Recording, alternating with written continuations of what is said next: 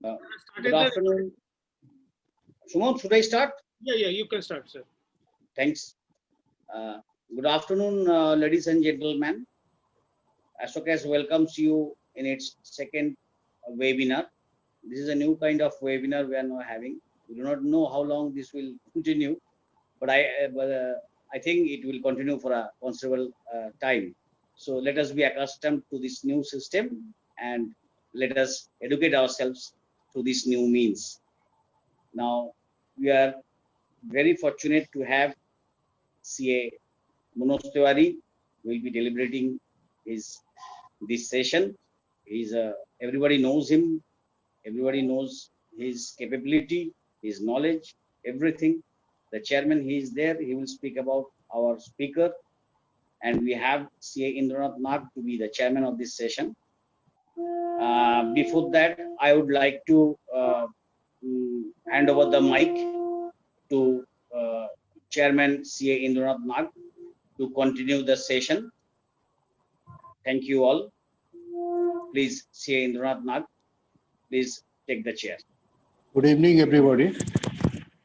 Actually, before we start, I think so that this is the time we must remember our ex-president, Mr. Pranab Kumar Mukherjee. He has passed away. That's why before we start our program, I am telling everybody to pay respect to the departed soul, and we must pay our homage to standing 1 minute for this departed soul, ex-president of India, Mr. Pranab Mukherjee.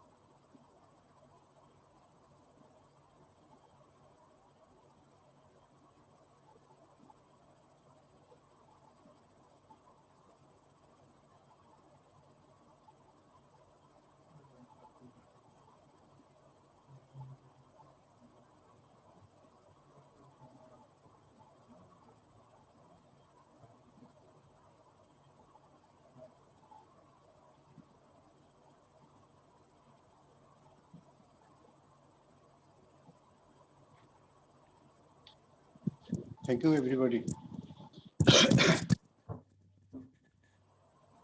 Hello. Hello. Friends, this is the second VCM of the Ashokas Study Circle. And very good evening to everybody. We most welcome to the participants, those who are participating this evening in this VCM. And we want to listen our learned speaker, Mr. Manoj Kumar Tiwari ji. Actually, what happened, Manoj ji, you are also mentioning that we are missing everybody because before last 6 months, you see before this pandemic situation, we are there accommodated, gathered in the OMCA hall.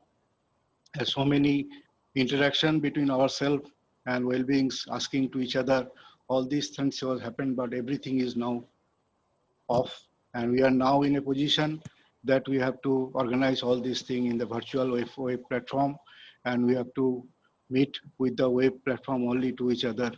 Okay, whatever is the fact is that fact, we have to accept that the protocol and all these things are there. We have to accept this thing. And this evening, we are having the very good topic and the recent amendments in the Income Tax Act, extension updates and changes in ITR forms. And learned speaker, Mr. Manoj Kumar Tiwari ji is here with us. CA Manoj Kumar Tiwari did his graduation from St. Xavier's College, Kolkata. He was adjudged national scholar by the University of Calcutta. He is a fellow of Institute of Journalism India. He secured 10th rank on all India basis in the intermediate examination of the Institute of Journalism India. is managing partner of Mrs. Manoj Tiwari and Associates, Chartered Accountants, deals mainly with direct taxation matters and he has interest. He has adroitness is of appellate proceedings before the Honorable Tribunal across India. Has good academic interest too. He acted as faculty for various students programs conducted by IRC of the institutes and presently acts as faculty for different management institutes. He is a regular speaker of the CPE programs organized by IRC of ICAI and various branches of IRC and CIRC and various study circles of both IRC and CIRC. Also contributes articles in various other publications. He is a mostly regular speaker in our Ashokas study circle programs and whichever was organized in the YMCA hall. And his contribution to our academic field is, we cannot know, nobody can deny this thing. And we have learned many things from this person and in our professional life. Now I am requesting Mr. Before I think that we must remember this Pranab Mukherjee, that in our profession you can see that we have started our bank audit as a professional chartered accountant only for the blessings of this Pranab Mukherjee at the end of 1969, when bank was nationalized by the Indira Gandhi, the then Prime Minister of India. And for that, we are also still continuing as a bank audit. I don't know how long it will be contributed because the trend of the government is now to privatize everything. I don't know whether whatever he has done, the school nationalization, bank nationalization, insurance nationalization, everything, what will be the fate of the future, I don't know. But in this evening, we must remember all these things, what he has given to us as a professional chartered accountant. We must remember him as he is the person who has given us the scope of bank audit in India.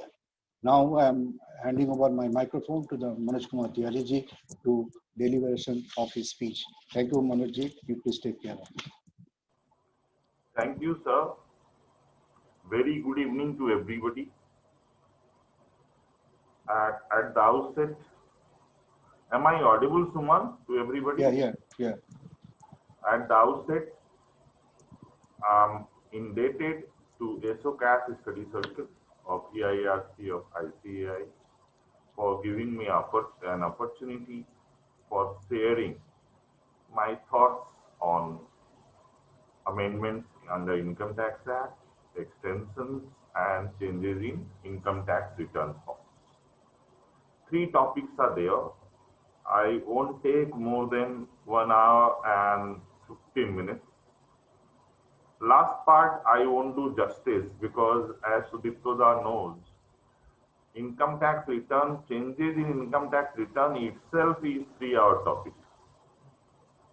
Changes in income tax return is a very detailed topic.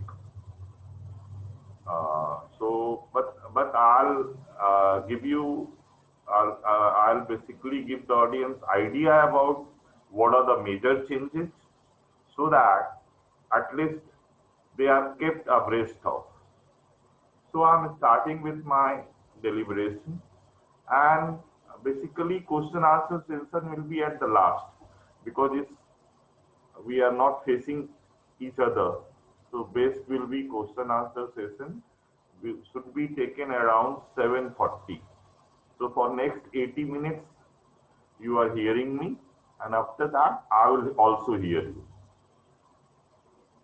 Regarding the recent changes, the very first change which has come to us is under section 44AB. We all know tax audit. Friends, we know that there are 6 types of tax audit.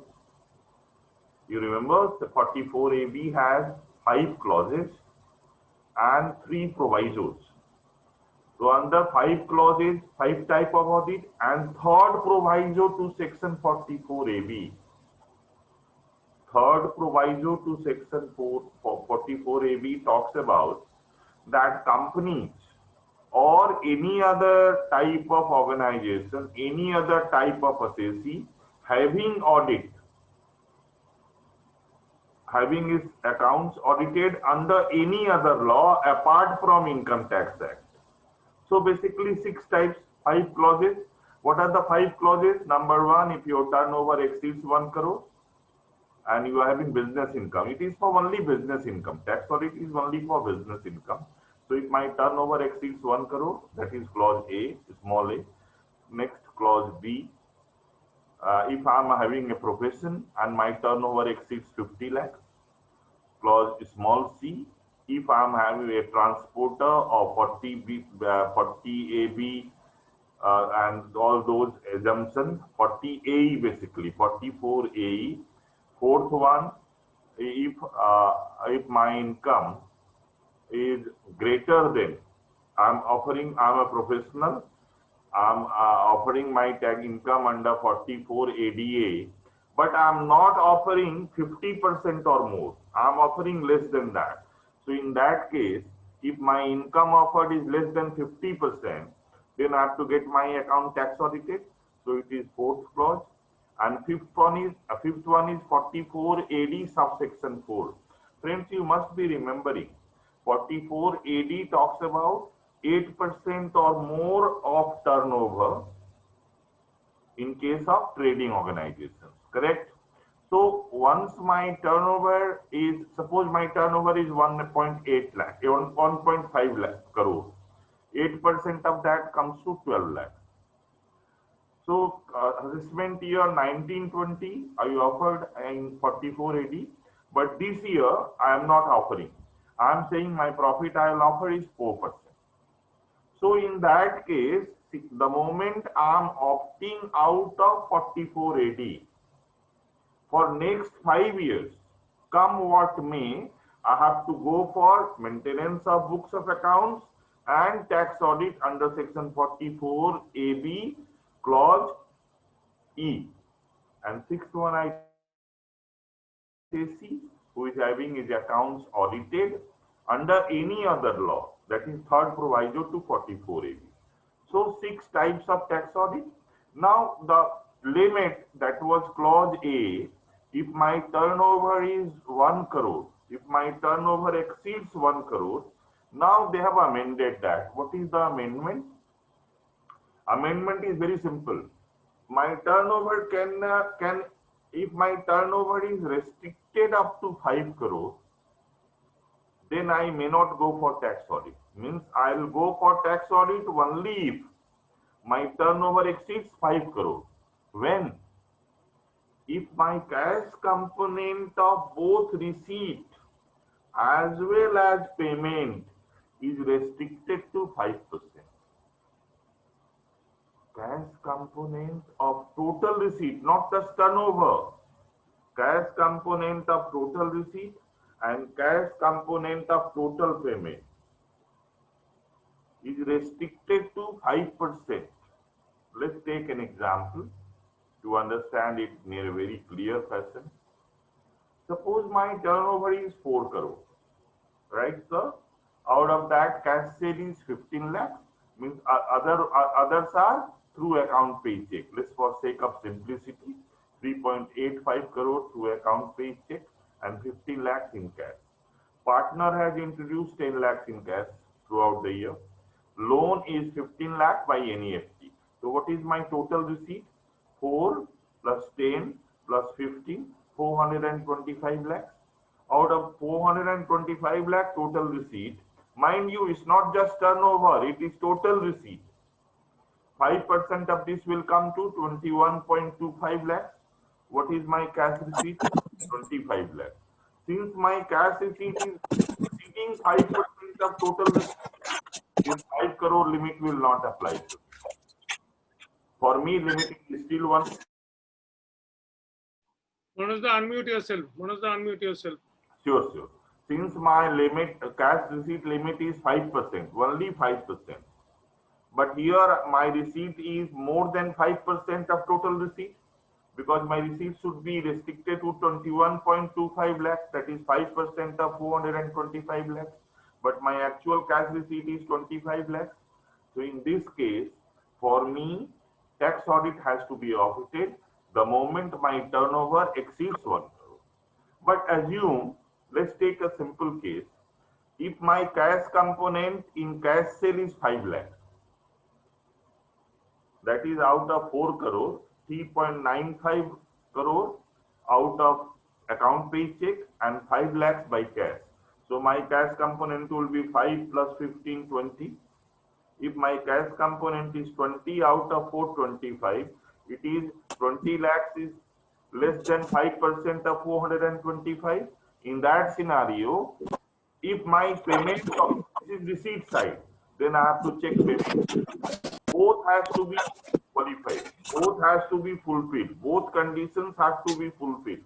If both conditions, that is 5% of cash receipt cannot exceed 5% of total receipt, cash payment cannot exceed 5% of total payment, then in that case, up to turnover of 5 crore, I may not go for tax. I hope this part is clear. If there are any problems, if there is any problem remaining in comprehension, I can be asked again after 7:40 p.m. and I'll be very clear, eager to clear doubts.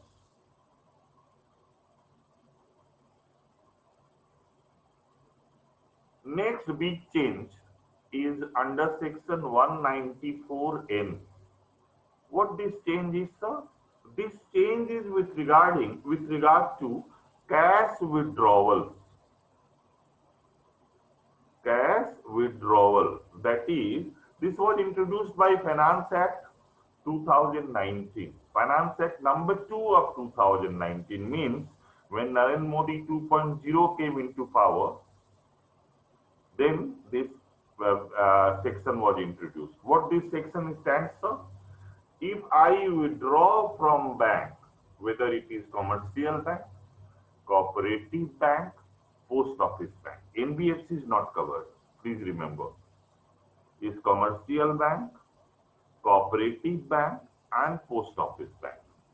If I withdraw in cash exceeding 1 crore, then the bank will deduct 2% of the amount which I have withdrawn exceeding rupees 1 crore. Suppose my withdrawals are 1.6 crore during the year, financial year 1920, my withdrawals are 1.6 crore. So beyond 1 crore, how much I have withdrawn? 60 lakhs. So 60 lakhs into 2%, 1.2 lakhs will be TDS deducted by banker, liability of banker from which we are withdrawing. Now the question is, will this TDS will be treated as income? Because if you remember, my friends, section 198 to the Act, section 198 of Income Tax Act talks about that TDS, tax deducted at source, is income received. So in section 198, they have added up second proviso. In section 198, they have added a second proviso saying that this cannot be income because it's really not income. Income example means, suppose I am a professional. I am raising a bill on my client for 1.5 lakhs. TDS rate is 10%, assuming 10%. So 15,000. So how much I am receiving? 1.35. And 15 is TDS, but my gross receipt is 1.5. So my TDS is also my income, but in this case, TDS will not be my income. Please remember. They have also given one disincentive. In case of persons who have not filed their return for last 3 preceding previous years, in case any assessee has not filed his or her or its return for preceding 3 previous years, in that case, limit of 1 crore will become 20 lakhs.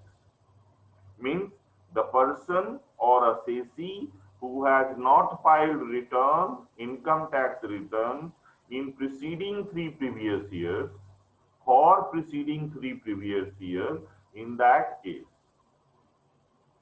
the moment he withdraws more than 20 lakhs from his account in cash, a withdrawal beyond 20 lakhs 2% TDS. Withdrawal beyond 1 crore, 5% TDS. So this disincentivity. Now there is a problem.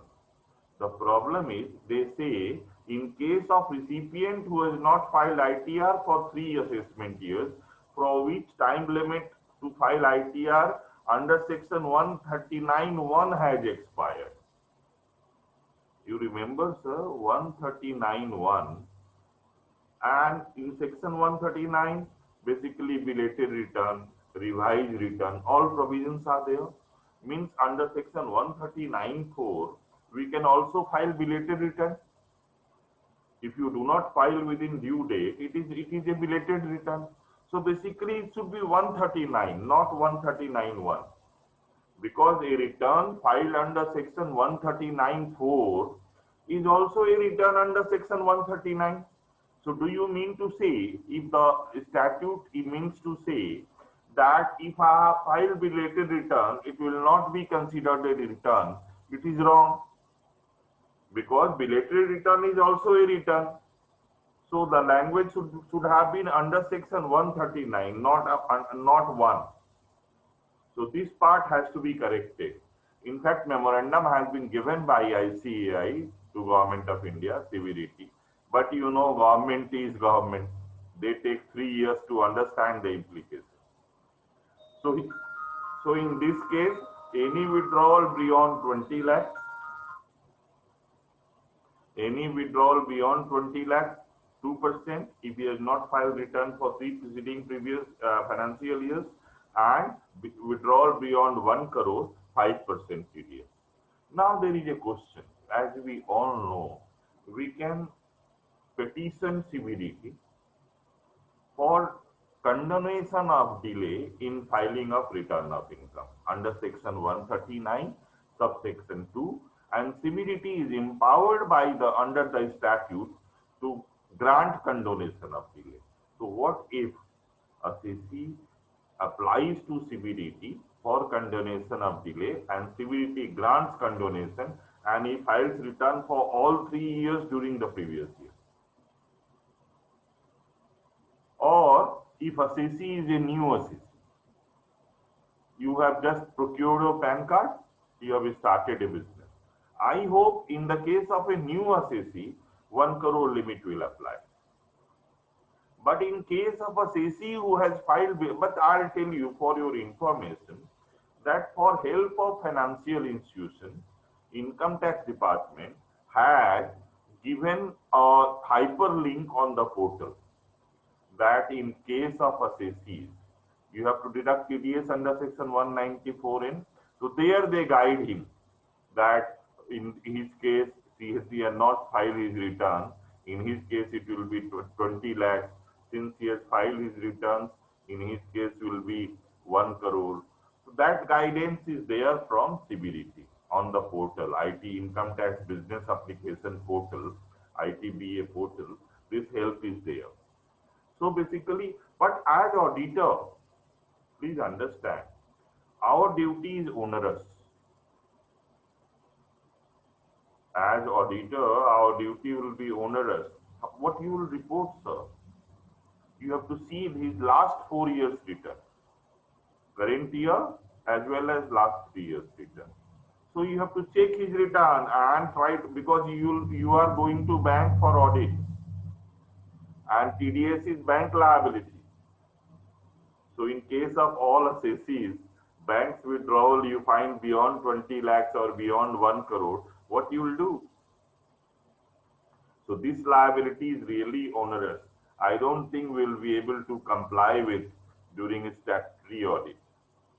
Next section where there is a change is section 194 capital O. This is a simple change. Here they say that if e-commerce participant is who is a e-commerce participant? Any trader or any service provider. Suppose, let's take a live example. Suppose we are purchasing goods from Flip, Snapdeal or Amazon. So Amazon is e-commerce operator because it is having a digital platform, and there lot of people, lot of traders, service provider are selling their goods or selling their services. So in that case, it says that e-commerce operator will deduct 1% on value of goods or services, or somebody is providing both, then 1% of value of goods and services while paying or crediting e-commerce participants. In case of individual and HUF, exemption limit has been fixed up at 5 lakhs. Means if e-commerce operator is paying to individual for his goods or services, in that case, up to 5 lakhs, no TDS. Beyond 5 lakh, 1% TDS. But here, there is a catch. If there is no PAN, if e-commerce participant has not furnished his PAN card, in that case, 5% TDS will be there.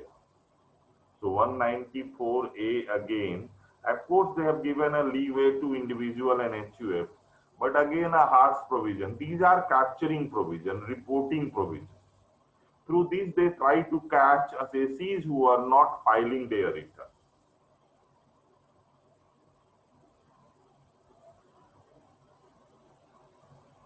So here assessee can take benefit of 197N. There is one exemption here. If e-commerce operator is hosting advertisement on the portal, if e-commerce operator, suppose Amazon digital platform, it is hosting advertisement on the portal. So here the advertiser will pay to Amazon. Please understand.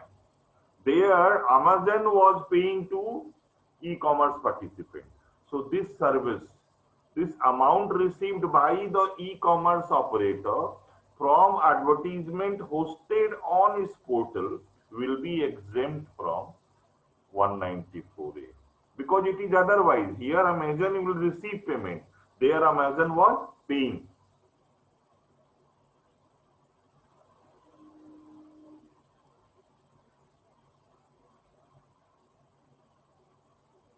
This is okay. Next change, sir. Next big change has happened in 206 capital C. In 206 capital C, that is TCS provision. It's a TCS, tax collected at source provision. In 206C, they have added subsection 1G and subsection 1H. Subsection 1G has two clauses, clause A and clause B, and subsection 1G is not having any clauses. It is a subsection. So there are three amendments in section 206C. First amendment, 1G has two components, small a, small b. Here it says that if I want to remit money abroad, suppose, let's take an example. Indroda wants to send one of his relatives to London for the studies. The relative has been admitted in London University. So Indroda has to pay 70 lakhs every year to London University. So how he will send? He will approach on one authorized dealer of foreign exchange, and under liberalized remittance scheme of Reserve Bank of India, he will pay to the authorized dealer 70 lakhs, and converted amount will be sent by the authorized dealer to UK. Nice, no problem. Here they say that any amount remitted beyond 7 lakhs by the buyer of foreign exchange. Who is the buyer? Indroda, because he has to remit 70 lakhs rupees to pay. He has to pay 70 lakhs to London University. So 70 minus 7, 63 lakhs into 5%. He has to pay 70 lakhs plus 3,15,000 to the authorized dealer. 70 lakhs authorized dealer will remit and 3,15,000 is TCS.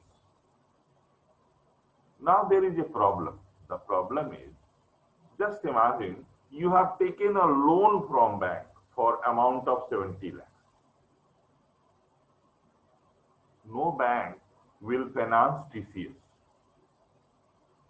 So 70 lakh loan plus TCS you have to arrange from private source amounting to 3,15,000. So how did I arrive at 3,15,000? Friends, you remember 70 minus 7, 7 is basic limit. 70 minus 7, 63 lakh into 5%. The government has changed the provision. It says the government is CBDT is specified. In case finance has been taken for the loan, then TCS rate will be 0.5%, 0.5%. Instead of 5%, TCS will become 0.5%. Let's take the case of salaried employee. In case of a salaried employee, what happens, sir? Salaried employee, TDS is deducted by employer on his income. He has nothing to hide. He cannot hide because he is not a businessman or a professional. So if he is taking a loan and TCS is deducted, 0.5% TCS he has to pay, mind you. In any case, he has to pay 0.5%.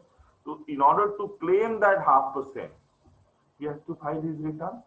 Or suppose a student, he is going abroad. He has taken loan on his own. So in order to claim, because he is not having any income in India, so look at these problems. These are teething problems. The student has to file his return in India to claim TCS back. Now this is 1G clause A, clause B. If you are visiting abroad, if you are going abroad, if you are going on foreign tour, you have to purchase overseas tour package. So if you are paying any amount for overseas tour package, whether in Indian currency or otherwise, if you are paying any amount to the seller of overseas tour package, then on that seller will also collect 5% TCS. So imagine you wish to take your family to UK. There are 4 members. Package is 3.5 lakhs per member. So 14 lakhs, 3.5 into 4, 14 lakhs plus 5%. So 14 lakhs for tour and 70,000 for TCS. So your payment to the seller of overseas tour package will be 14 lakh 70,000. Why it is being done? Just so that this transaction appears in 26A. And once this transaction appears in 26A, then you have to show source of that 14 lakh. But anyway, the rate could have been lower, could have been 0.5%, 1%. This is too much. I have to arrange for my movement abroad, plus I have to arrange finance for this TCS amount also. So Diptoda, I am not taking any question from chat box right now, because there are questions coming up in chat box, but I am not taking any question right now. I will take up question once my deliberation is over. That will be better, I think.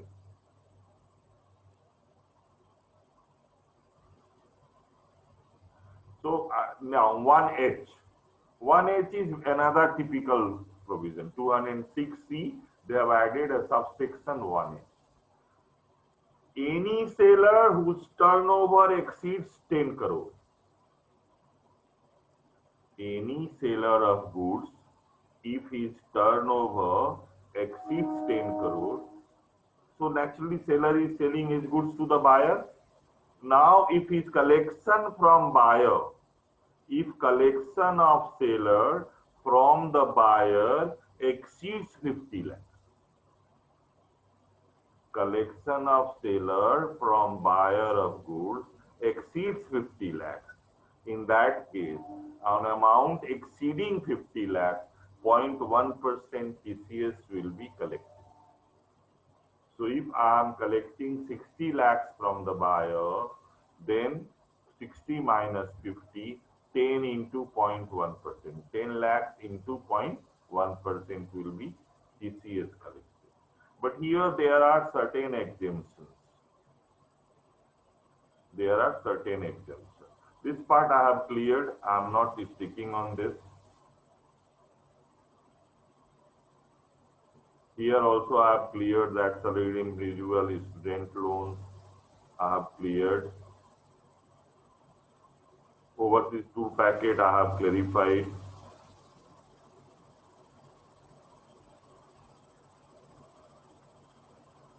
This one, seller turnover should exceed 10 crore.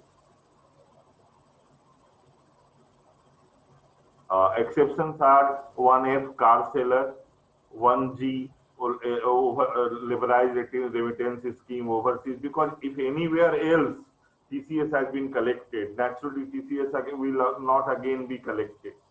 Simple transaction, na? There should be one TCS. There can't be TCS under car section also, overseas tour package also, and here also. Export is also not covered. Here export is also not covered because it's sale of goods. Sale of goods means domestic sale of goods. Please remember, it's sale of goods in India, not abroad.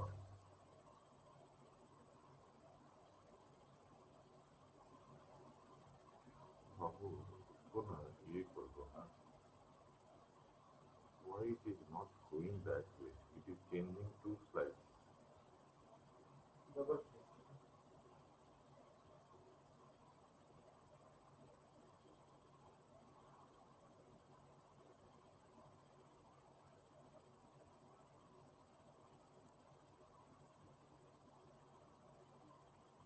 There is no need to collect TCS if buyer is liable to TCS. You can opt for lower TCS also. Now, next part. So, they are increasing scope of SFT, scope of statement of financial transactions. You remember when Prime Minister was on air, on Doordarshan to be very precise, on 13th August, he talked about few things. One is faceless assessment proceeding across India, pan-India from 13th August, faceless appellate proceedings from 25th September of pan-India, tax charter, and he also talked about increase in the scope of financial transactions. What is this SFT, sir? This financial transaction which we enter, which SSC entered, is normally, these are lying unreported. You remember, till now what was the limit? You remember there are 5 rules, 114, D, E, Rule 114D, Rule 114E, Rule 114G, Rule 114H. Here, reporting entity. Who is reporting entity? Suppose you are registering one property for 50 lakh rupees. Here, reporting entity will be registrar of property or assistant registrar of property. Suppose you are depositing money in a bank. In your savings account, you are depositing more than 10 lakh rupees. Your reporting entity will be your bank. Suppose you are subscribing to shares of a company and amount is more than 10 lakh. In this case, reporting entity will be company. So reporting entity will report the transactions which were entered into by assessor on income tax portal. They wish to expand the scope of the transaction. How they wish to? Just look at this. Payment to hotels, hotels above 20,000. Just imagine.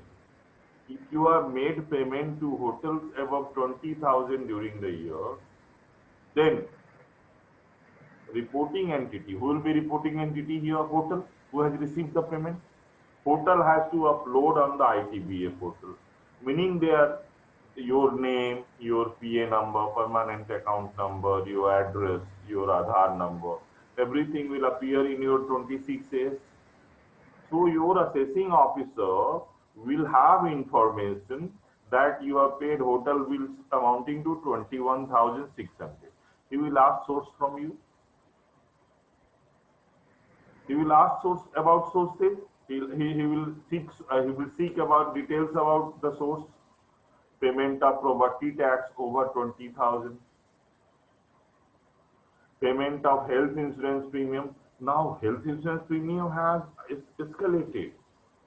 Now if you have 3 members in the family, your health insurance premium is beyond 20,000 anyway. So now the health insurance company will furnish this detail to government. It will appear in your 26As. Payment of rent above 40,000. Payment of life insurance premium above 50,000. Electricity consumption beyond a lakh. Payment for educational fee beyond 1 lakh rupees. You admit into LLB in a private hospital or a private college. Fee is more than a lakh per year.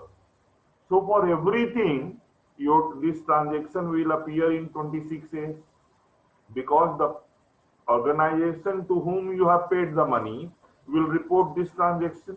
So this transaction will be reflected in your 26S, form 26S.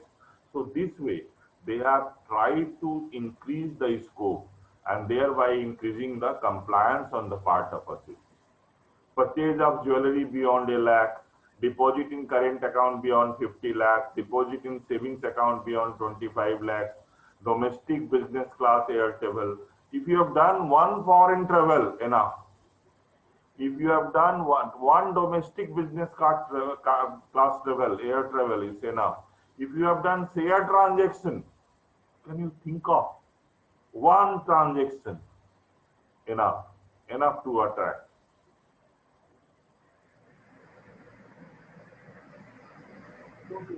But mind you, whatever I talked about the scope of financial transaction, only press release was there. These have not been notified under any rule.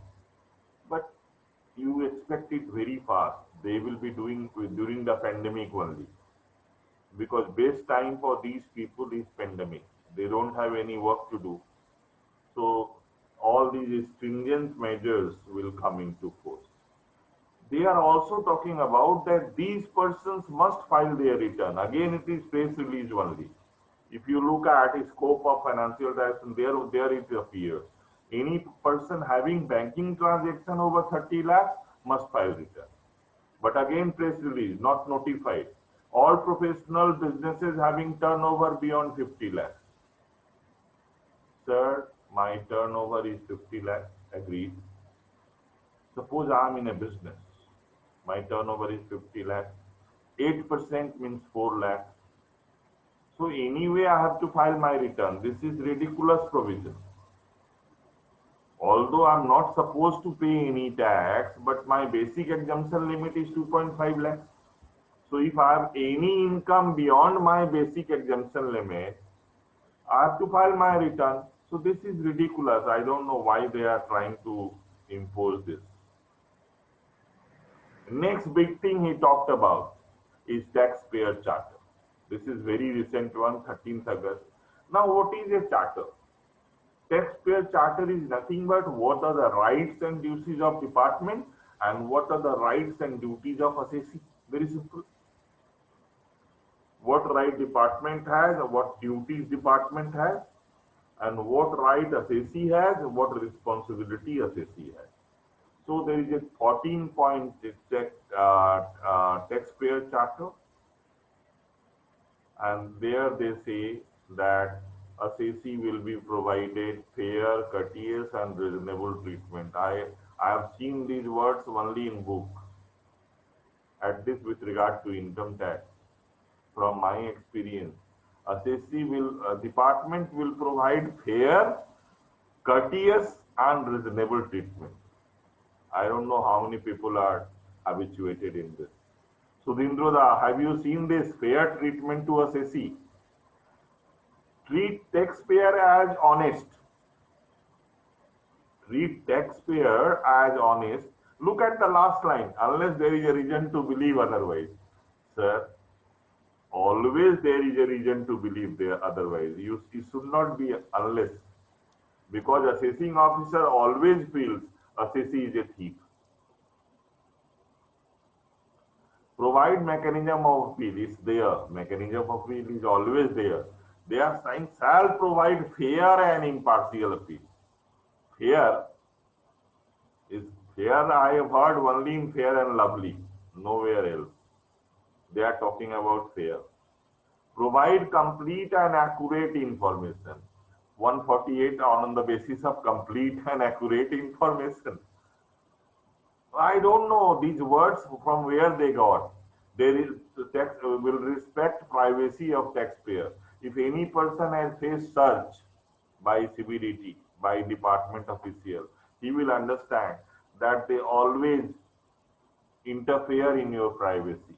But they talk about respect privacy. Maintain confidentiality. What is confidentiality, sir? Now you are sharing my data with 10 other government departments. The other day there was a notification. You people must be remembering that CBDT has entered into an agreement with 10 other government departments.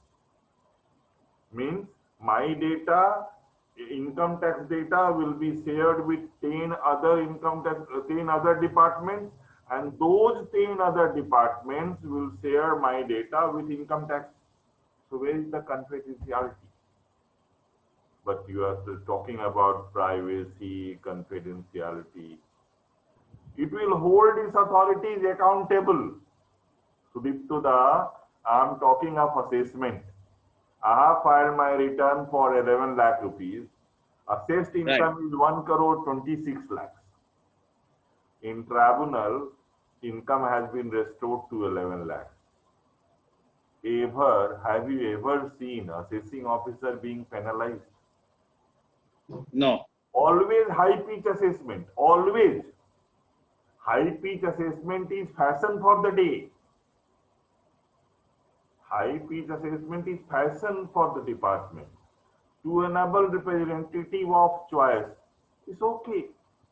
Representative I will keep. Who is the department to dictate or tell me? To publish service standards, I don't know how it will be published. Yes, cost of compliance will definitely be reduced. How cost of compliance will reduce, sir? Because we do not have to visit department. Assessee or authorized representative will do everything from his home. So naturally, cost of compliance, time saving will be there. So naturally, cost of compliance will decrease. Now, what is department expecting from taxpayer? Taxpayer be honest and compliant. Taxpayer is normally honest.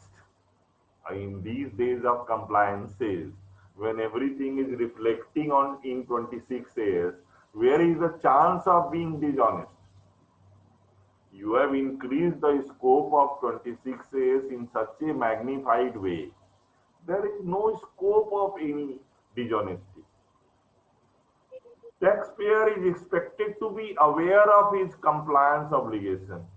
Sir, every day you are increasing compliance. A professional cannot track of his compliance obligation. How will you expect a assessee to be informed?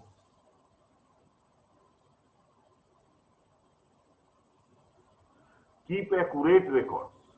Sir, this accurate word is French to me.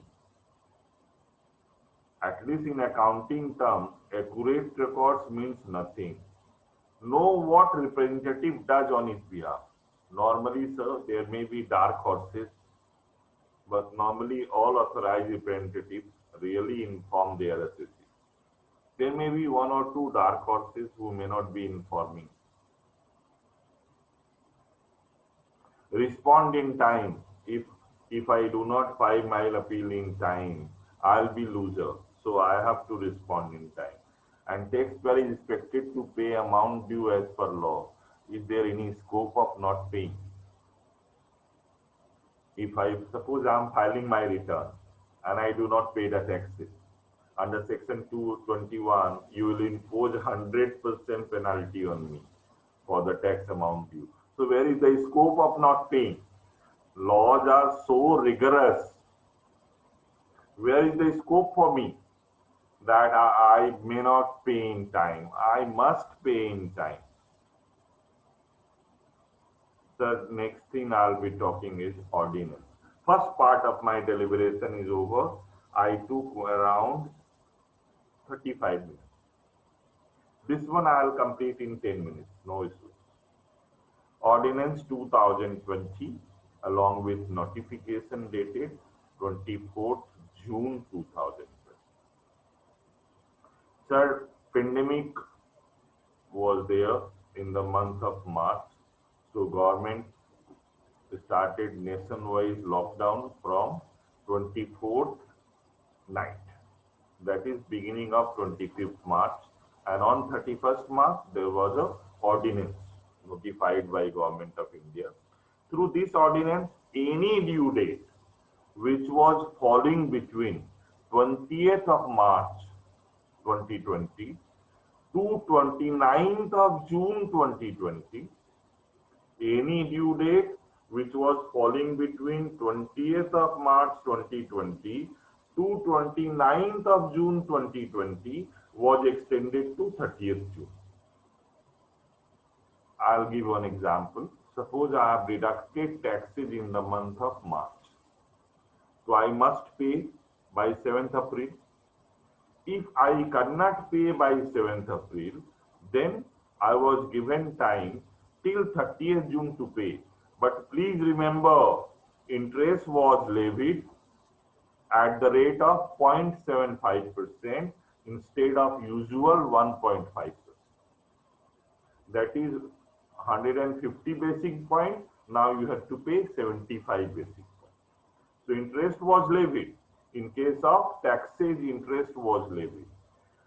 With by notification dated 24th of June, mind you, ordinance 2020, there was a section 3. Section 3 had two parts, subsection 1, subsection 2. Subsection 1 talked about compliances. What are the compliances, sir? Filing of return, filing of TDS return, filing of TCS return. These are compliances. From the department side, issuance of notices, 148 notices, issuance of assessment orders. These are from department. So any compliance was covered under 3 subsection 1. And payment of taxes was covered under section 3 subsection 2. This notification dated 24th of June was issued under section 3 subsection 1 only. Please listen to me, please concentrate, sir.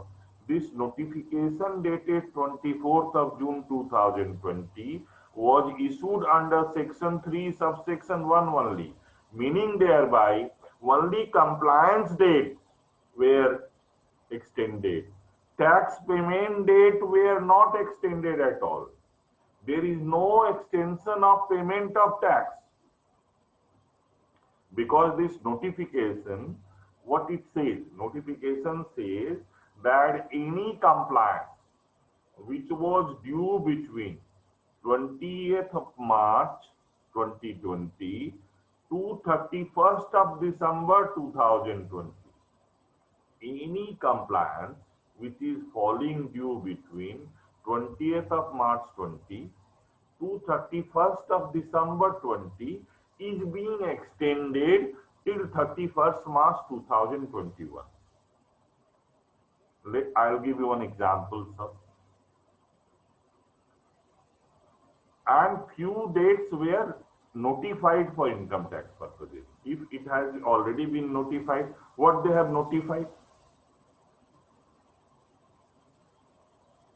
They said that ordinance will cover these 5 acts, no issues. Certain things were specified. This is okay, this is not specified.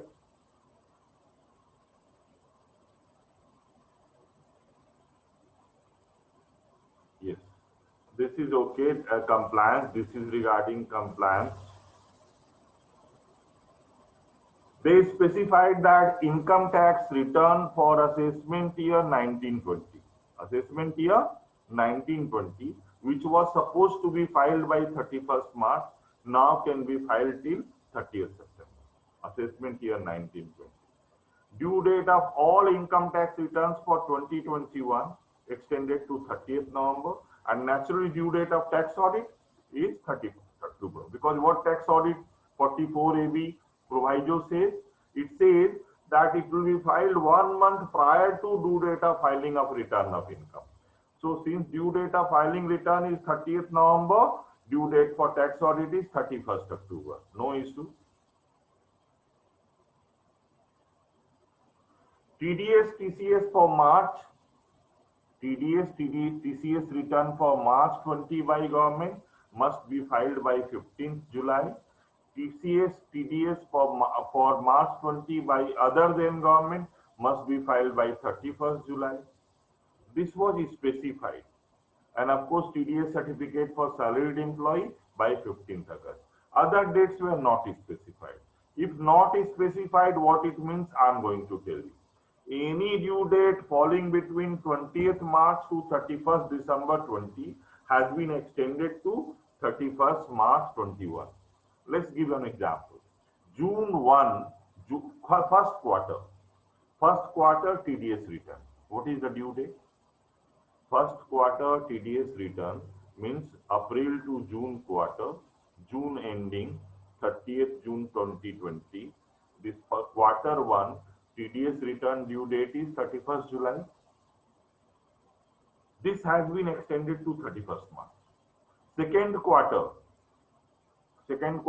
July to September, September ending 30th September 2020. So quarter 2 TDS return, what is the due date? 31st October. Now it is falling between December, so the due date is now 31st March.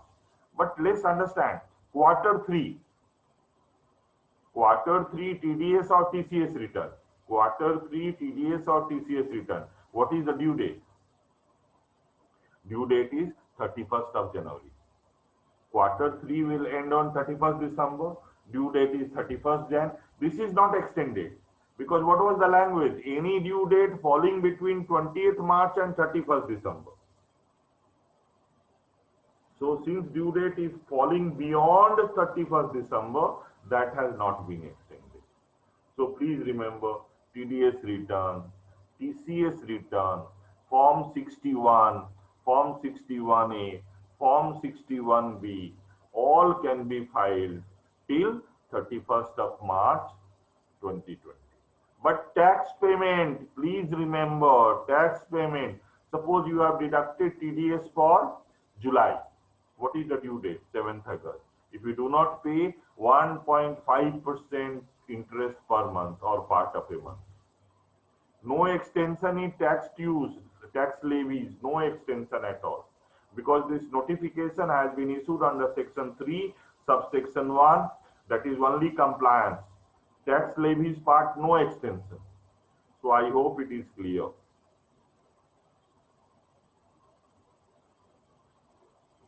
It was also specified that 54 to 54 GB, property related, you can pay up to 30th September. 80C to 80 DGC, you could have paid only up to 31st July. 31st. But mind you, is it mandatory? Is it mandatory? No, sir, it is not mandatory. You can always claim in assessment year 21-22. It's not mandatory that, suppose life insurance premium I paid in June. So it's not mandatory that I have to claim in 2021. I can always claim it in 21-22. I have an option. But if I wish to claim in 2021, I can claim.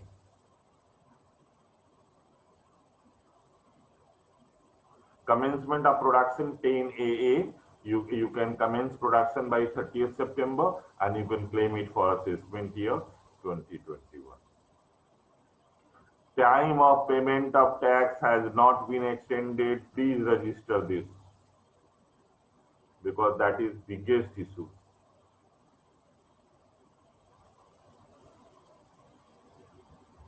Advanced tax, no extension. TDS certificate, there is so Form 61, there is extension. 61A, there. What is Form 61, sir? Form 61 is your PAN if you have received from a CC. Bank. People open a bank account without PAN. So the person who opens bank account without PAN has to furnish his detail in Form 60. Now the banker, for every half year, that is half year ending 30th September, banker has to submit Form 61 by 31st October in ITBA portal. Banker is the reporting entity. For half year ending March, banker has to submit by 30th April. Form 61A by reporting entity. 114E, share purchase, savings bank transaction, property purchase. In case of 61A, that is rule 114E, for the year ending 31st March, due date of filing is 31st of May. This can be deposited till 31st of March. So please remember, there is no extension for payment of taxes. PM CARES Fund, the lot of disputes were there. Let there be disputes, because in democracy, through dispute only we can clear our doubts.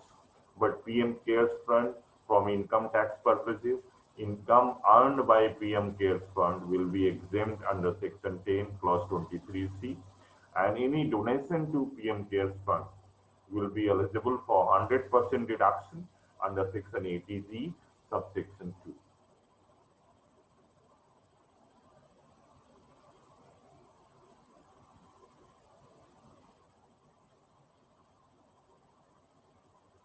Date for making payment under BVC, Vivad Se Vishwas Tak, extended till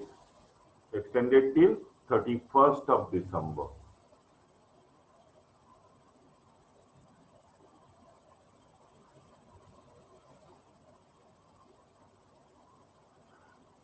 Sir, TDS and TCS rates have been reduced by 25%. It has also been done through notification. Sorry, press release. No notification has come till date. But these dates have not changed. What are the rates? Lottery, horse races, not changed. Salaried employee, there is no change in tax rate. Please remember. For salaried employee, there is no change in tax rate, because salaried employee, tax is deducted at average rate of tax. For salaried employee, tax rate is not specified. It is as per chart, as per the table. So for them, there is no exemption, because it said for non-salaried employee. If you look at press release, it was for non-salaried resident office. Yeah, what rates have not been reduced? Lottery, horse races rate not reduced. 194 in cash withdrawal, alcohol tax rate not reduced. 1G AB foreign remittance overseas tour package rate not reduced. Rate will remain same.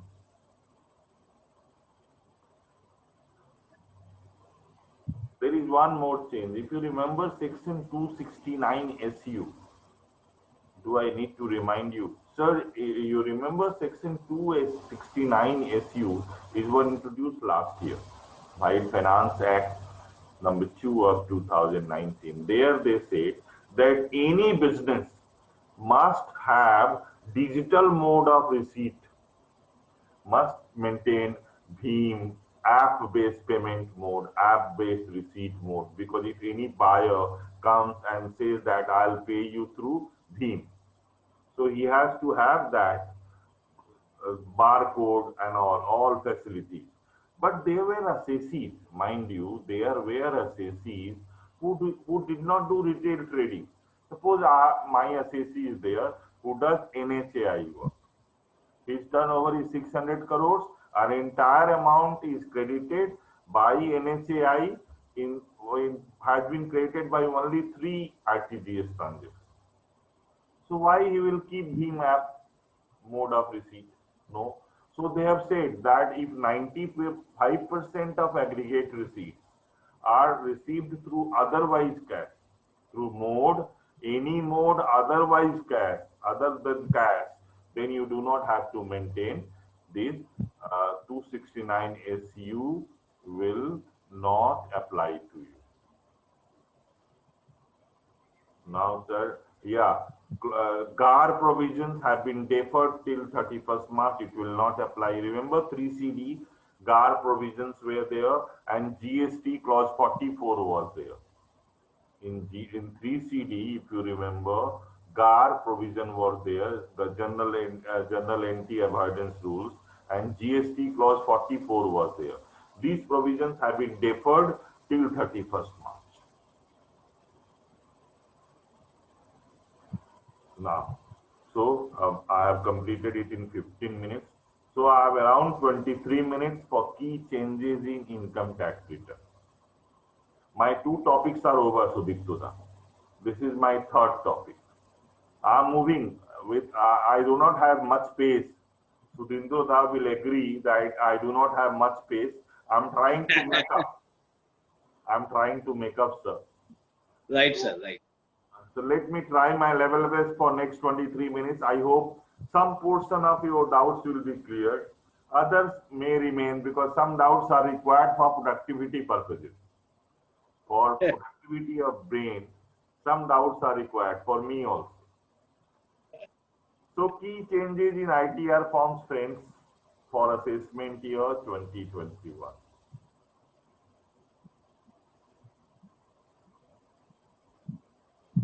You know, friends, forms are known to you. 1, 2, 3, 4, 5, 6, 7. Form 1, who can file Form 1? Recapitulate. Let's recapitulate. Form 1 can be filed only by resident. Please remember. If you are non-resident or you are resident but not ordinarily a resident, you cannot file ITR 1. You can file ITR 2. HUF cannot file ITR 1. HUF has to file ITR 2. ITR 1, salaried income, 1 house property, no directorship, no shares, no unlisted shares in private limited company, no foreign holding of any asset, no interest in any foreign asset, do not have dividend income beyond 10 lakhs, you do not have any income under section 115 BBE 68 to 69D. You do not have any income under the head capital gains, you can file ITR 1. ITR 2, individual and HUF not having business income, meaning thereby non-resident, resident and ordinarily resident can file. ITR 3, friends, ITR 3, individual HUF having business income. ITR 4, presumptive income, individual HUF firm excluding LLP. ITR 5, other than individual HUF firm, and ITR 7. Let's see, big list. ITR 5 is having big list. Who can file? Firm, LLP, AOP, BOI, trust who are not filing ITR 7 will file under ITR 5. Cooperative society, artificial juridical person, insolvent person, authorized representative, all will file ITR 5. ITR 6 companies not filing ITR 7. ITR 7 charitable entity. No issues. So I have told you basic framework of these forms. I hope this part is clear, Sudindu. Sir, DIN provisions have come. Document identification number. Friends, there was a section. There used to be a section. It was deleted by Finance Act 2011. It was brought in by Finance Act 2009 and it was deleted by Finance Act 2011.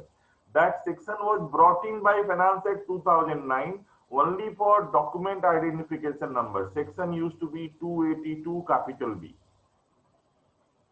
section U 282 capital B, it was introduced for document identification number. Now you will find there is nothing in the statute. This DIN has been introduced by circular number 19 issued by CBDT under section 119, but it does not have a statute backing. Please remember this.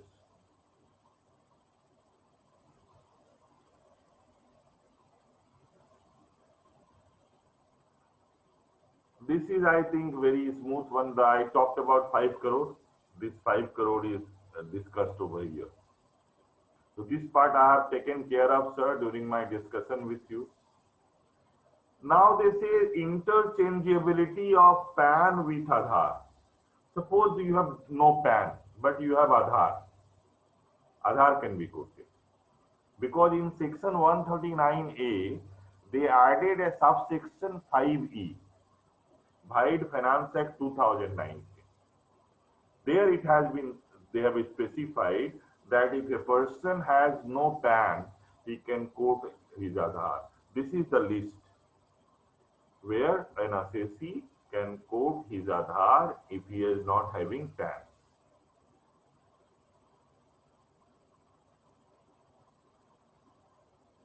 This is a new one, sir. In forms 1, 2, 3, 4. They have added a, you remember, sir, section 139, subsection 1. It is for assessee who will file return. Subsection 1 talks about firm and companies. Clause A, 139(1) clause A. Clause B talks about assessees other than firm and company. We all know that company or firm has to file its return every year, irrespective of income status, because there is no basic exemption limit. Even if firm has suffered loss, in order to carry forward that loss, firm has to file his return. Same is the case of company. But for individual, suppose I am an individual, my income is only 1.5 lakh rupees. I don't have to file return because my income is below specified limit. Basic exemption limit, my income is below the basic exemption limit, not chargeable to tax. So in case of 139 subsection 1 clause B, that is for assessees other than firm and company, all these provisos have been added. They have added 7th proviso this year. What 7th proviso says? 7th proviso says that you have to file your return even if you do not have income beyond basic exemption limit. Even if your income is below basic exemption limit, you have to file your return. What are the conditions? If you have deposited more than a crore in your current account. If you have deposited more than a crore of rupees in your current account, not cash, deposit, cash, check, draft, whatever. If you have incurred 2 lakh rupees on foreign travel expenditure, whether for yourself or your family or any other person, it's not necessarily in foreign exchange. Any we have paid in INR purchase for ticket also, or you have incurred 1 lakh rupees on electricity charge. This electricity charge may be for household consumption. It's not for industry. So if you have fulfilled any one of these, in the form they have created a space for this. You have to mention that amount, how much you have paid. Look at this. Are you filing return of income under 7th proviso to section 139(1), but otherwise not required to file return of income? You say yes. If you say yes, then you have to tell, well, have you deposited more than a crore? What is the amount? Have you incurred expenditure amounting to exceeding 2 lakh rupees? What is the amount? Have you incurred expenditure exceeding 1 lakh rupees on consumption of electricity? What is the amount incurred? So this is new section. Even if your income is below the exemption limit, you have to file your return of income. Yes, in Form 2, Form 3, Form 7. If you are director in a company or you are holding shares in a company, you are holding unlisted shares in a company, in a private limited company to be very precise, then you have to talk about type of company. By type of company, I mean whether domestic company. By type of company, I mean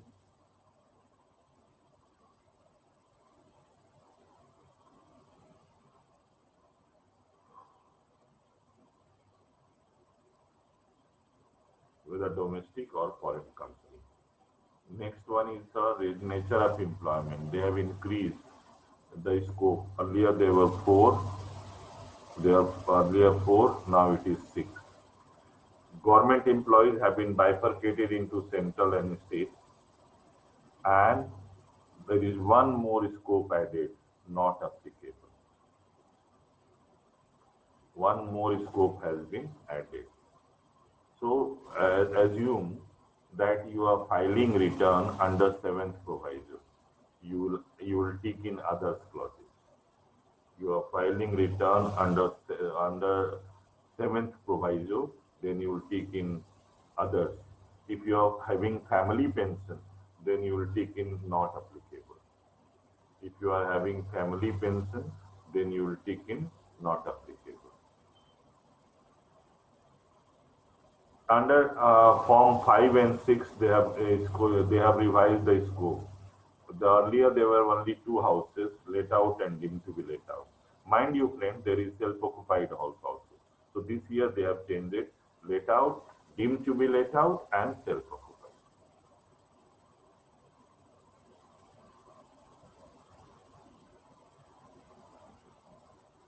They have also added Schedule 112A. Schedule 112A. Friends, you remember White Finance Act 2018. Up to Finance Bill 2018 was introduced on 1st Feb 2018. Any long-term capital gain earned on sale of equity shares in a company or on sale of units of equity-oriented mutual fund on which STT was paid was exempt. You remember, friends. Long-term capital gain on sale of shares or sale of units of mutual fund on which STT was paid was exempt. But when Finance Bill 2018 was introduced on 1st February, they said long-term capital gain earned beyond lakh of rupees, beyond 1 lakh rupees, will be taxable at the rate of 10%. And mind you, since it was exempt up to 31st, up before the introduction of Finance Bill, there was a grandfathering clause. What is grandfathering clause? Any long-term capital gain earned up to 31st of Jan will be exempt from that. Right, sir? Because by introducing a new bill, you cannot make it taxable. So this table has come into being. And mind you, please remember, you have to furnish this table ISIN code wise. Each company has been allotted one code. It is international, sir. It is international code. So now any long-term capital gain, you have to go company-wise. But please remember, if you have purchased shares after 31st of Jan 2018, then this market value as on 2018 will not be required for you. If you have purchased shares in February 2018, then naturally you cannot be exempted anything because you have purchased after 31st of Jan 2018. Because normally people have confusion. What will happen if I have purchased after 31st of Jan 2018? So naturally grandfathering will not apply to you. Grandfathering will not apply to you because grandfathering will apply only when you have purchased shares before, on or before 31st of Jan 2018, or rather before 31st of Jan 2018, because any income, any long-term capital gain earned up to 31st Jan 2018 will only be exempt from tax. So this is one, and similar changes have been made for non-resident. Similar changes have been made for non-resident under 115 AD. Similar schedule has also been made for them. So no issues. You remember, friends, that White Finance Bill 2018, that is Finance Act 2018, 19, sorry. Surcharge rates applicable for individual, HUF, AOP, BOI were enhanced. Now we have 4 surcharges, 10%, 15%, 25% and 37%. Earlier there were only 2 SAPs, 10 and 15%. For income between beyond 50 lakhs up to 2 crores, up to 1 crore, 10%, beyond 1 crore up to 2 crore, 15%. Now they have increased the slab. Beyond 2 crore up to 5 crore, 25%, beyond 5 crore, 37%. But you must be knowing, my friend, that all those FIIs, these international financial investors, they also operate in the garb of AOP or BOI. So any long-term capital gain or short-term capital gain earned by them would have been subjected to surcharge of 37% also, 35% also. So CBDT has clarified that surcharge will not apply beyond 15%. Surcharge will not apply beyond 15%. So on long-term capital gain or short-term capital gain, surcharge rate has been limited to 15%. That has been made, that change has already been incorporated. You remember, friends, last year, that is 2019, auto industry was in recession. In order to promote auto industry, they said, by the notification, they said that any purchase between 23rd August 2018 to 31st March 2020 will be subject to additional depreciation of 15%, right? So if you are using a car for your business purposes, but not hiring, if you are using a car for business purposes, then motor cars other than those used in business of hire, 15% rate was there. If you have purchased it between 23rd August and 31st March 2021, and it is put to use between that 20, then 30% rate. Motor buses put on hire, 30%. If you have purchased between these periods, then 45%. So please remember, last year they said that depreciation rate will be maximum 40%. That is no more applying, because 30% plus 15% is becoming 45%. This was to help auto industry. I don't know how much help it has got. Then part A, other information. You remember a reporting of disallowances.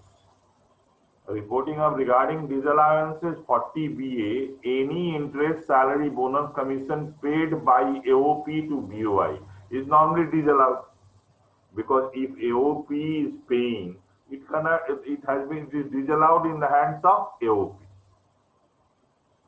So that point was not there in other information. That change has been brought. You remember section 43B? Section 43B was with regard to statutory payment. Under statutory payment, if any payment is made, suppose I have taken loan from a commercial bank. So I have taken loan from commercial bank. If I wish to claim deduction of expenditure, that interest must be paid by me within the due date of filing of return of income at least. But what about loans taken from NBFC? whether it is deposit taking NBFC, whether I have taken loan from deposit taking NBFC or systematically important NBFC. If I have taken loan from these two categories of NBFC, then also if I wish to claim interest deduction, I must pay the interest to claim the deduction. This has been the change.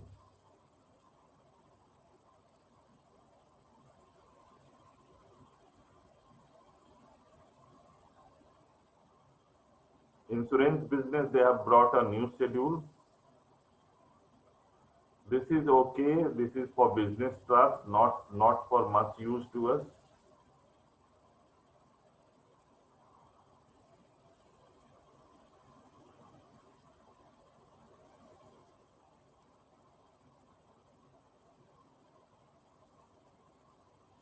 Five, 7, 6, 7. Yes, a new schedule has been brought in. A new schedule DI, details of investment for tax savings. I was telling you now that you may deposit your life insurance premium by 31st of July. You may purchase a house property by 30th September. You may start your new unit, production of new units to claim deduction under section 10AA by 30th September. Then also you can claim it for assessment year 1920, that is financial year 1920, you will claim deduction until the assessment year 2021. So they have added a new schedule DI. They have added a new schedule DI. This is the schedule. How much is the amount which has been paid between 1st April to 31st July? What amount has been paid? What is the first column is what is the eligible amount of deduction, and second column is what is the amount that has been paid between 1st April to 31st of July.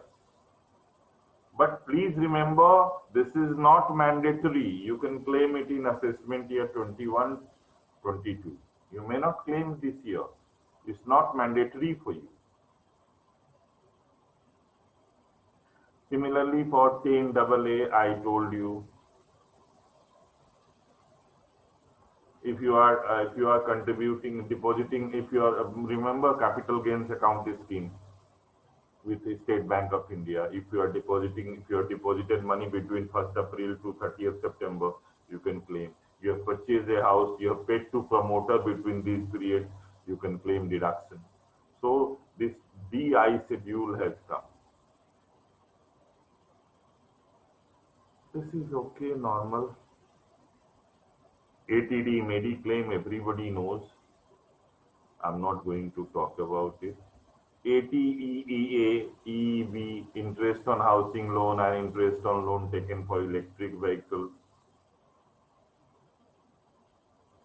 ATPA, deduction for a producer company, this new clause has come.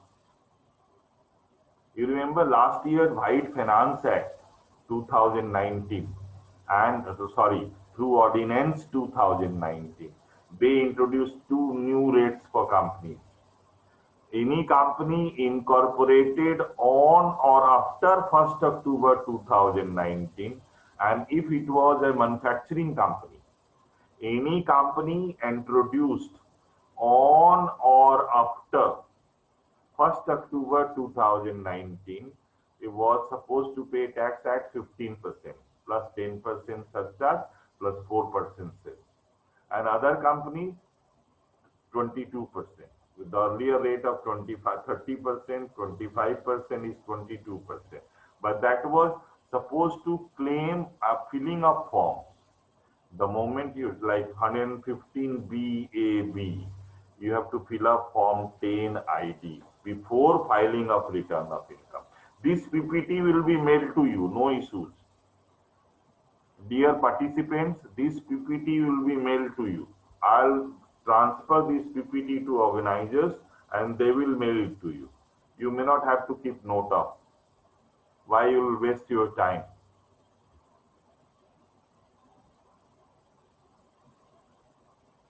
You remember the section 140 talks about who can sign a return. So earlier only directors could sign a return, right? In ITR 6, with a managing director, in absence, director. Now authorized person can also sign return.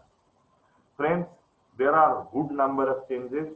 One change I'll talk about for next 2-3 minutes, and then I'll take questions because it is already 7:41. I'm escaping from the slides. Friends, the biggest change which is happening is in income tax return, income tax verification form. If you look at income tax verification form,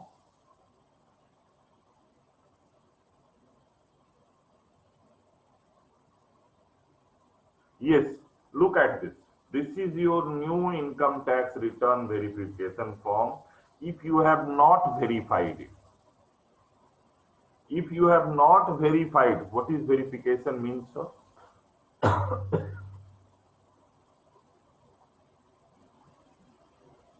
Suppose you will upload return by DSC, then it is verified. You upload a return and e-verify it, digital verification, e-verification, electronic verification. Or you sign the return, after uploading, you sign it physically and send it to Bangalore, it is processed. You remember, unless you sign a return, it is not furnished. How do you furnish a statement without signing it?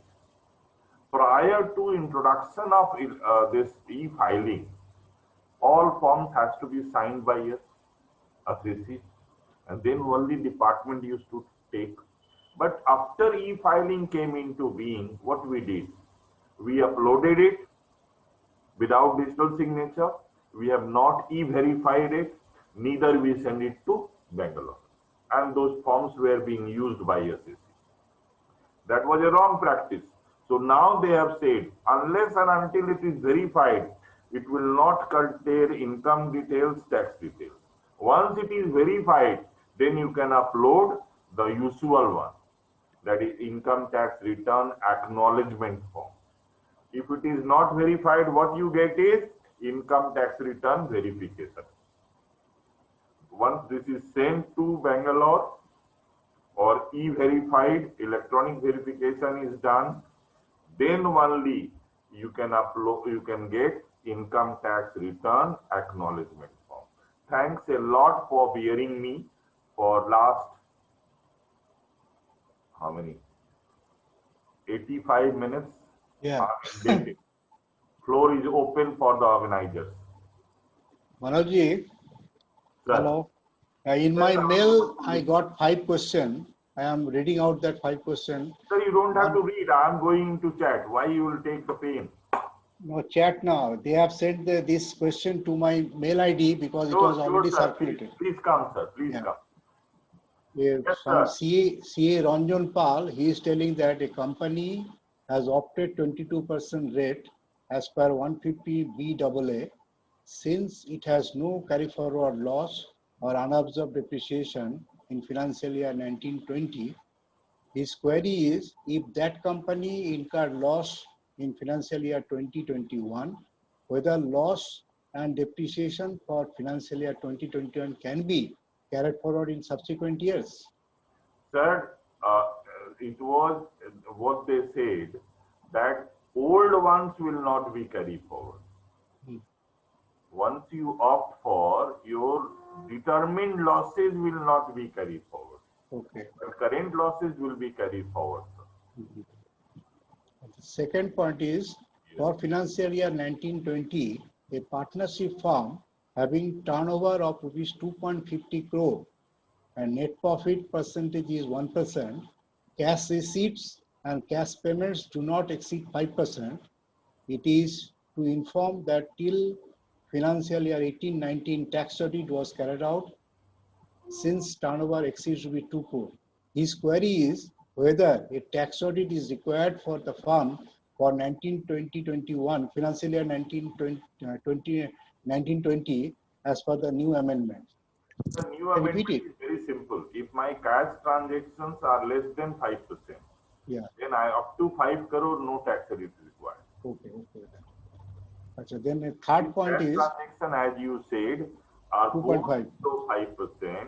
For him, tax to get tax audit, the turnover has to be beyond 5 crore. 5 crore. Since you said that the turnover is 2.5 crore, no tax audit is required. Okay. The third question is, which ITR form is to be filled by resident but not ordinary resident SSC for financial year 2019-20? That means two. Sir, ITR ITR 2, two. And not having CAC, business income. yeah. Yes, CA Bital Kumar Sarkar, he is telling that a person who is a partner or in a CA firm wish to avail benefit of 44 ADA for professional income and others separately offer separately his interest income in the same return. Is it okay? Can I What repeat? interest income, what is? A person who is a partner in a CA firm Yes. wish to avail benefit of 44 ADA Yes, for yes. professional income and Yes. others separately his interest income in the same Yes, sir, return. yes, sir. This is valid, sir. We Okay. can always have interest income, no issues. And the second last point is, as per section 54F, is there any provision that a landlord who has received flat from a developer as consideration for giving his land for development can avoid paying capital gain tax if he declares that the flat will be used by him for his own residence? Shall I repeat? No, I have got the question. I have understood. Basically, sir, this flat is in lieu of land. Yes, yes. So basically, there are two transactions. He is getting a flat in lieu of land. So whether there is any capital gain on that, that has to be seen first. Am I clear, Sudhindra Yeah, sir? yeah, because the land, whatever he is transferring to the developer, when he is getting back in the lieu of form of a that, he is flat. getting flat. Flat. So That means first, the capital gains to be capital gain calculated. has to be seen. Yeah. These are these 5 questions I got in my mail. Now So you I'm can going carry to forward check your that. chat box. Yes, I'm going to chat box. Let me see how many questions are there. Nikhilesh, Nikhilendu, Vikas Das. Acha, he's talking about good evening only, Nirmal Kumar also. Then Mahendra Chandak, you miss, no problem.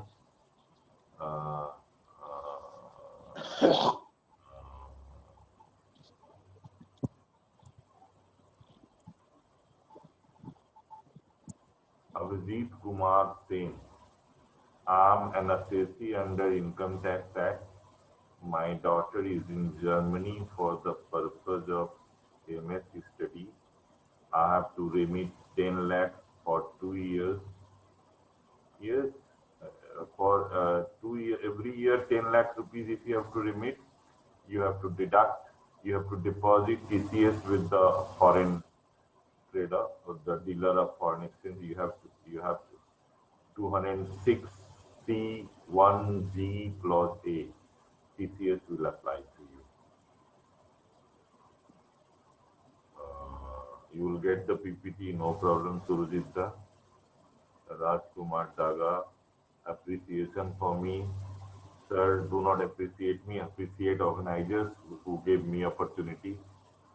Gibran Alam, if you are showing profit of more than 50%, then should we file ITR for only under 44 ADA? If you do not have any other capital gain income, you can show. Or can we show normal ITR? Normal ITR you can show, but what is the point? ITR 4 can be shown by you taking advantage of ADA because presumptive income. Thank you. This is again thank Nikhilendu. This is again thank Nirmal Kumar Kedia. My turnover is 4 crore, net profit is 2.5 lakhs. Should I get audited? 100% digital, no. Pradeep Kumar Shah, any extension for financial year 2020, 30th November, not enough. Turnover 2.2 crore, cash expenditure more than 5%. Turnover 2.2 crore, cash expenditure more than, tax audit is required beyond 1 crore. Tax audit required beyond 1 crore. There is no other question. No other question, then can we conclude? Sir, if you feel like. Yeah. Then, So I at have the got end, around 8 minutes. okay. Let us wait for 5 minutes if anything comes. Okay. They have changed Form 26As in a big way. So, we have time, so let's discuss something. Why waste our time? All eminent members are sitting. Let's not waste their time. So 26As, there is a big change. What is the change, sir? The change is, you look at it. First, details about assessee widened. Mobile number of assessee will appear. Email address of assessee will appear. So mobile and email. Now they have also changed. Look at 7 categories of informations will appear in 26A. What has happened? They have added a rule 114I. By introduction of rule 114I, here sub-rule 2 has been added. Sub-rule 2, they say that the form will be changed every 3 months. Means, suppose they are getting information from July, August, September. So after they get this information will be processed, and this information will be uploaded in 26As, meaning thereby it will be dynamic 26As now. It is no more static 26As. It will become a dynamic 26As. One more thing, look at item number 7. Any other information in relation to sub-rule 2 of rule 149. What does it mean, sir? Suppose a suit has been filed against you, a case has been filed against you in Benami Property Act, or case has been filed against you in GST Act, or a case has been filed against you under Foreign Black Money Act, or case has been filed against you under any law in foreign country, and that foreign country has given the information. So once they have got that information, they will upload this. So apart from specified financial transaction, anything happening with you in any other government department, because you remember I told you, CBDT has signed agreement with 10 other government departments. So anything happening with the assessee in those 10 other government departments, they will share the info with CBDT. CBDT will pass on the information to Director General Systems, and Director General Systems will upload that in 26As. So you are bound by 26As. So basically we are moving to a compliant status. We chartered accountant will be responsible for compliances. Will no more be chartered accountant, will become accountant. So this big change is there in 26As. Really big change. Additional information. You just see this change has happened, and it's a really big change. Apart from this, any refund claim, earlier what used to happen, sir? You used to give one account number, right? We used to give one account number for one bank account number for refund. Now you can quote any number of bank accounts. And mind you, if there is any account which is dormant, means if no activity for 3 years, you may not give that bank account. But all other bank account details have to be furnished by you. Bank account details must be furnished. If account is dormant for 3 years, no issues. In case of foreign assessees also, in case of non-resident assessee also, if you have if they have to give, earlier they were supposed to have a bank account in India if they wish to get a refund.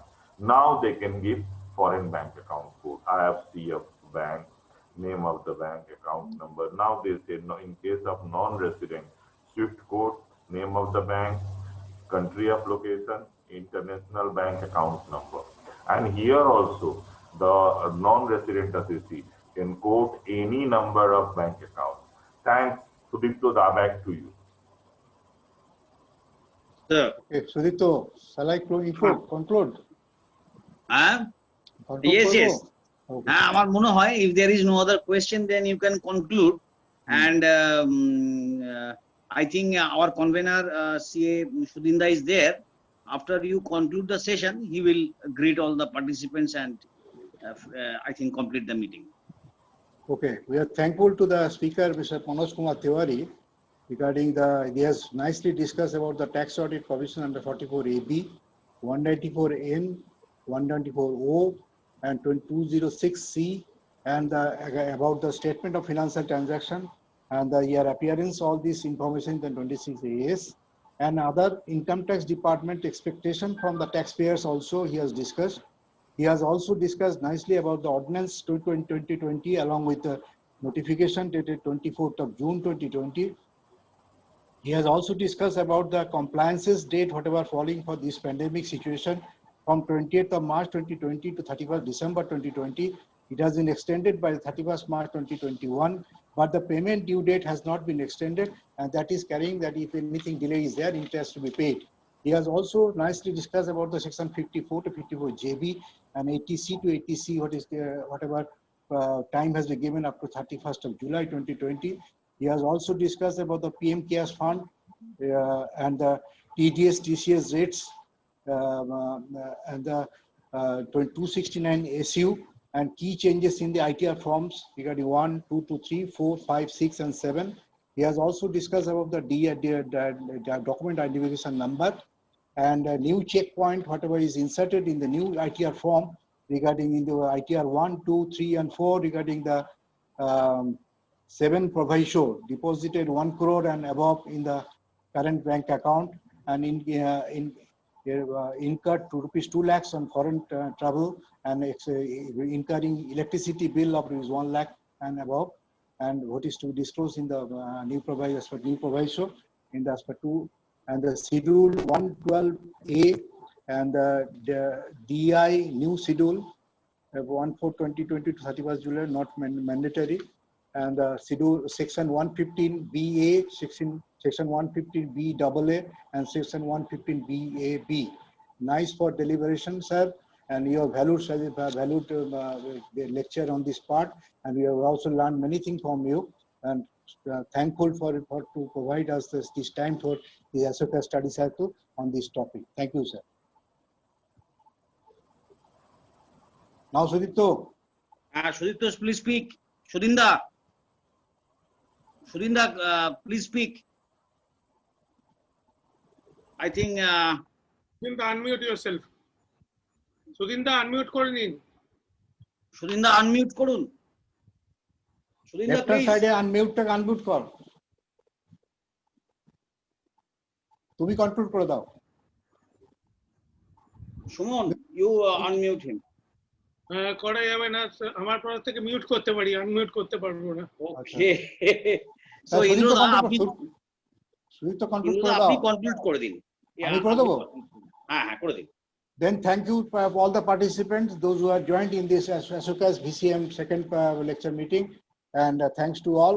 We shall another thing I want to convey to the organizer that you see the Ashokas is always running with the all old peoples also, those professional chartered accountants, very old aged peoples. They also participate in our OMCA hall for the regularly in this seminar CP programs. And my request to the organizer that you please keep contact with those chartered accountant fraternity, those who are not very comfortable in this smartphone and all this Google Meet and Google Duo and this Zoom.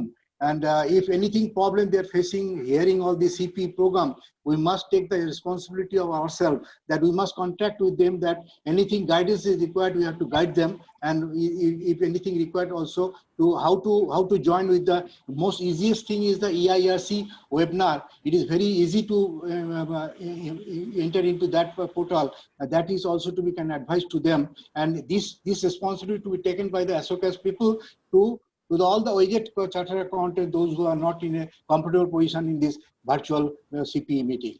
Okay, sir.